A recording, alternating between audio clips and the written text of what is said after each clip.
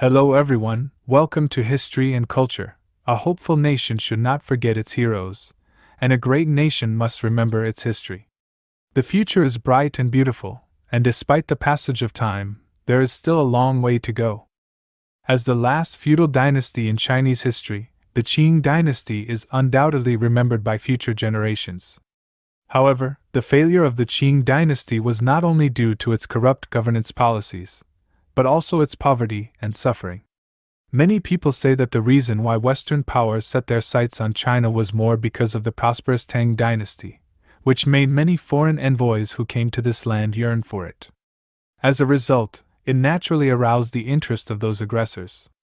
Although the sight of human suffering after the cannon opened the doors of the Qing dynasty also made countless foreign invaders question whether this was the utopia described in books. It was so backward and unbearable. On October 23, 1900, when the invading Allied forces opened the gate of the Forbidden City, the palace that had stood for 100 years was no longer in its orderly state. The chaos was evident in the weeds on the road and the dust in the palace. Since 1861, Empress Dowager Cixi had taken Emperor Xianfeng under her wing and began her regency. She experienced 3 emperors, Tongji, Daoguang, and Guangxu, and ruled for a total of 48 years, holding immense power in the court. However, in the face of foreign aggression and artillery fire, she ultimately ended up fleeing for her life. Empress Dowager Cixi had also attempted to resist, but she ultimately failed due to her incorrect understanding of the international environment of the Qing dynasty.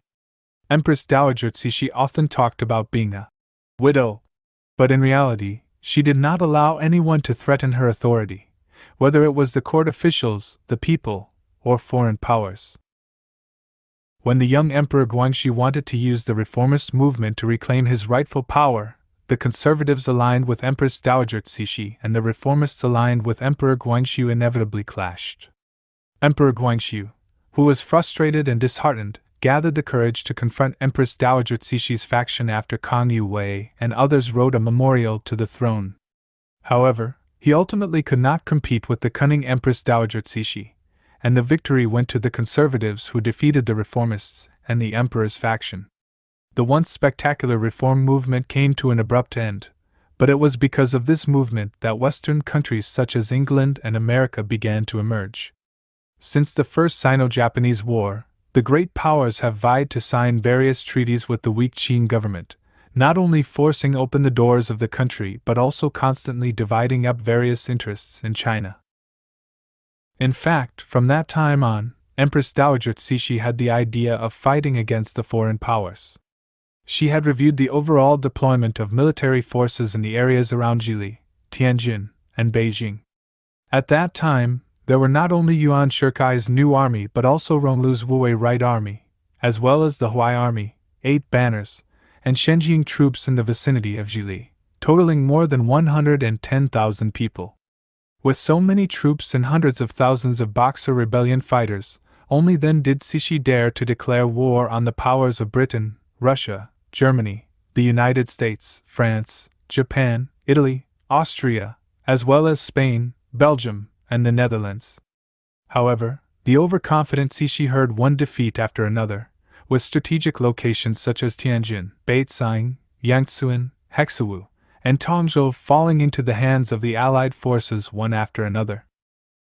Upon hearing the news, Cixi no longer worried about saving face and hastily changed into Han Chinese clothing, taking the imprisoned Guangxu emperor out of the Forbidden City and fleeing the capital of the Ming and Qing dynasties.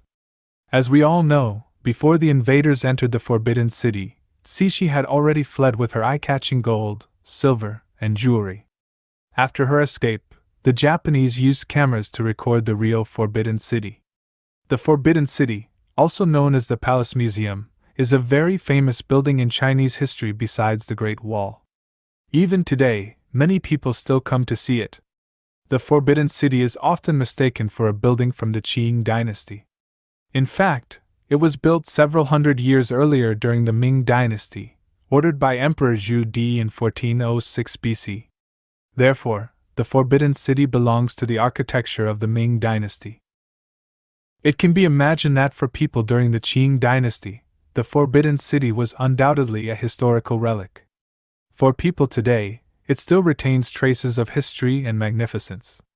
Red walls and yellow tiles are a symbol of ancient imperial architecture, while high walls and deep alleys are mysterious to the imperial nobility. And for those who live inside, it's like being in another world. As we all know, people inside the Forbidden City are difficult to come out, and it is even harder for outsiders to get in. It is like a red cage that traps the canary inside. The emperor is in such a dilemma, directing the affairs of the vast mountains and rivers outside. This building, full of historical relics, also had many impressive systems when it was built. The alarm and drainage systems are among the most remarkable systems in the Forbidden City. Such a building also demonstrates the wisdom and skills of ancient Chinese architecture. Of course, this precious historical artifact that still stands today has endured countless storms and rain. In the face of the invasion of foreign forces, it was like a beautiful woman abandoned. Although it did not suffer the same destruction as the old summer palace, it was also trampled by the iron hooves of invaders. Of course, before these devils arrived, it had a sacred place in the hearts of the common people. But after the demons arrived, it fell from grace. However, its significance and wealth are still immeasurable for the Chinese people. During the Qing dynasty, many common people could only imagine the Forbidden City. A high wall separated not only the people inside from those outside, but also the lower classes from the high-ranking officials. It wasn't until after Empress Dowager Cixi fled that a Japanese photographer entered the Forbidden City and lifted the veil on this mysterious ancient city in 1901. According to reports, he conducted a systematic shoot under the guidance of eunuchs who were left behind in the Forbidden City, which became the most valuable footage of the Forbidden City. It should be noted that 41 days after these photos were taken, the Qing government signed the shameful Boxer Protocol. In this context, the Forbidden City is no longer the glorious palace of the past. In one of these photos, there is a corner tower in the moat. Although it has historical traces today, it is still relatively well preserved. During the Qing dynasty, although the Forbidden City was repaired to some extent, it still followed the style of the Ming dynasty. The Gate of Supreme Harmony in the photo had long overgrown with weeds on both sides. It should be noted that in the Qing dynasty, each emperor issued the almanac for the next year at the Gate of Supreme Harmony. And when the empress entered the palace, she came through the Gate of Supreme Harmony.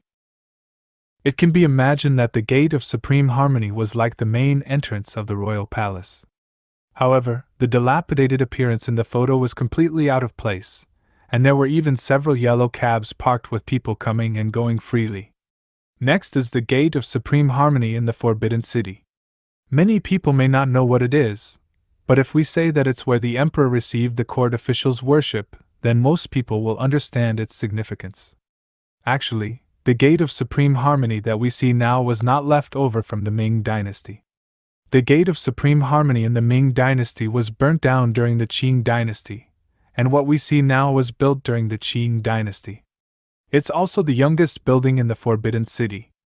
However, as we can see from the photos, the Gate of Supreme Harmony here is also covered in weeds and in a state of disrepair, just like the Meridian Gate. It doesn't look like a place where court officials would worship.